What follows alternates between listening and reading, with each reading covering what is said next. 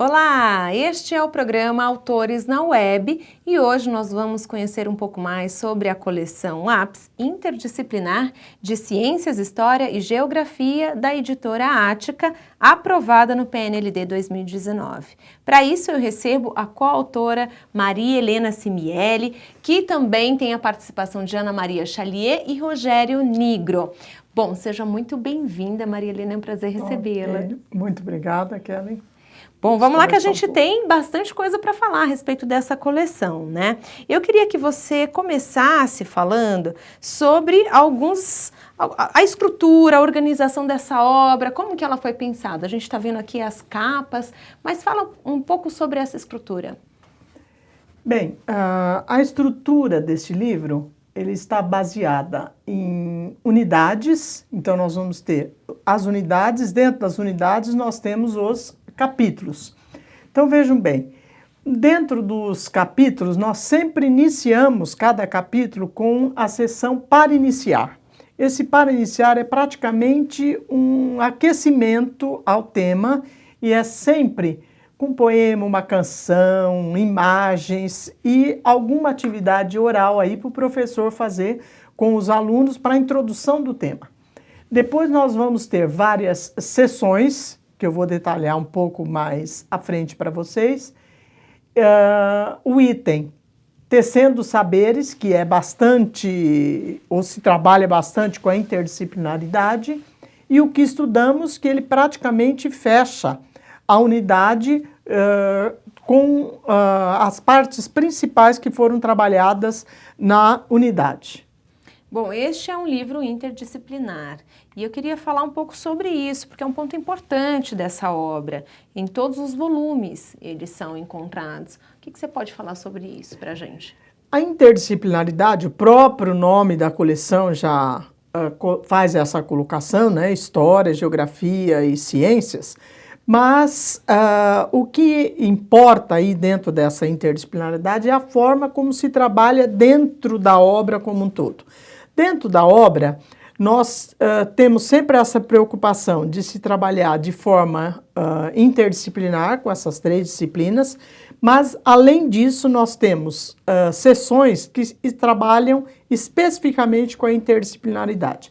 Por exemplo, esse slide que vocês têm, Tecendo Saberes, onde aparece, além da interdisciplinaridade de geografia, ciências, nós temos a parte de construção de gráficos, então a interdisciplinaridade ainda com matemática.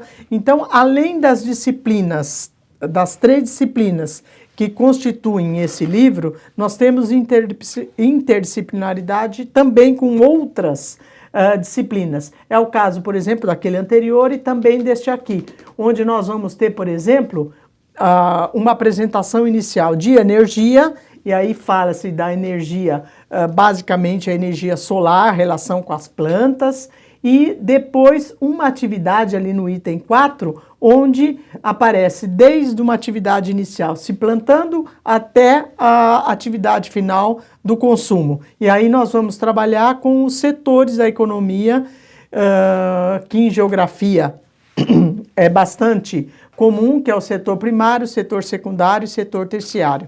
Isso para vocês terem uma ideia, então, dessa preocupação interdisciplinar.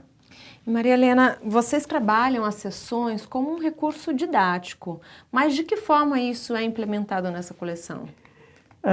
Basicamente, as sessões que nós temos são pesquise, desafio, assim também aprendo e saiba mais.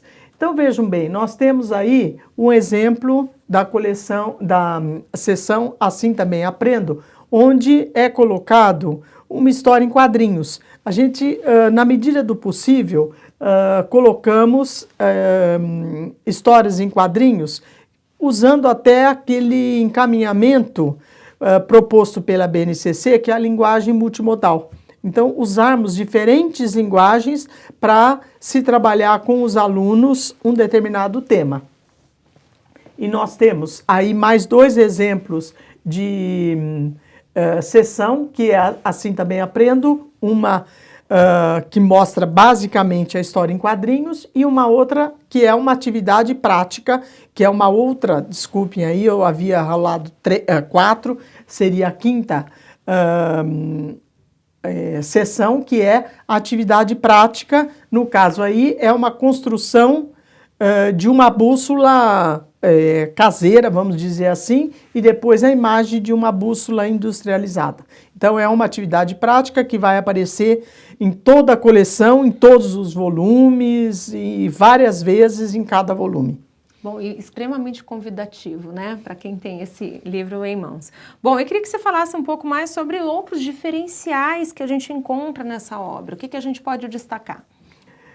Eu gostaria de destacar 2 diferenciais. Um deles é, ele leva o nome aí Com a Palavra, mas na realidade é uma entrevista. São entrevistados diferentes profissionais, de diferentes áreas, em função basicamente do tema que está sendo tratado naquele capítulo. Então eu trouxe dois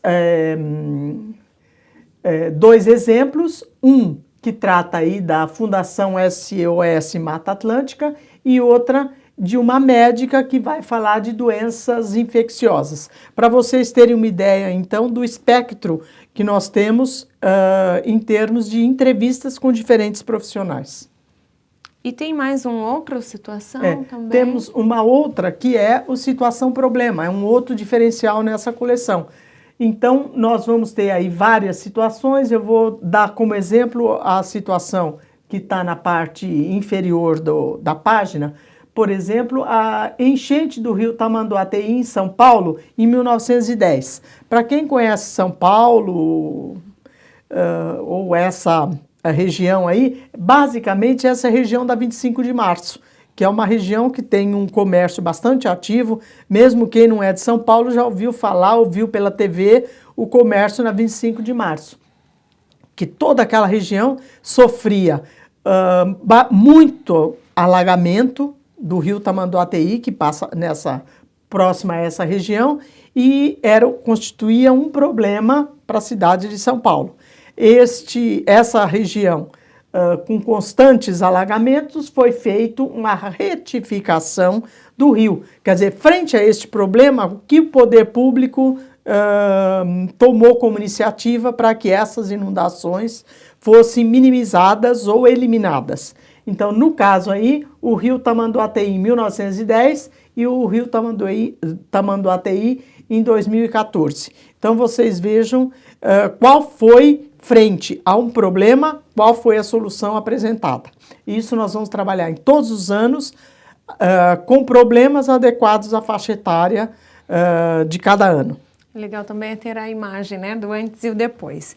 E permanências e mudanças é um tema significativo para essa coleção, né? Como que a gente pode falar mais sobre isso? Vejam bem, o tema permanências e mudanças, ele é bastante trabalhado em toda a coleção, e nós vemos aí um exemplo que está praticamente fazendo uma junção aí de elementos de geografia, história e a partir das ciências. Então, quais são os microscópios e máquinas fotográficas de antigamente, como eram feitas as fotos e as pesquisas, e depois nós vamos ver naquelas 2 fotos, uma que é de 1850 e outra de 2014. A primeira foto feita com esta invenção aí de registro de imagens que aparece no slide nesta posição. Então, a primeira imagem é feita com esta máquina e depois uma fotografia com a atualidade. Então, o que permaneceu? Quer dizer, é um registro de imagem num período e em um outro período bastante posterior. E o outro exemplo é o que permaneceu também em uma imagem de 1920 e 2017. Quer dizer, toda a parte da ladeira da memória se manteve, mas vejam bem que o entorno foi totalmente modificado. Muito interessante poder ver isso, né? Nesta região de São Paulo, nós vamos ter um exemplo aí bastante importante, um local bastante importante de elementos que permaneceram de uma foto aí de 1920 e uma foto atual, que permaneceu e o que mudou. Olha só, se a gente tivesse tempo, poderíamos conhecer várias outras imagens e um pouco mais sobre o conteúdo. Eu agradeço mais uma vez a sua presença, Marilena. Foi ótimo. Muito obrigada. E olha só, você confere outras edições do Autores na Web, não deixe de nos acompanhar. A gente se vê na próxima edição. Até lá!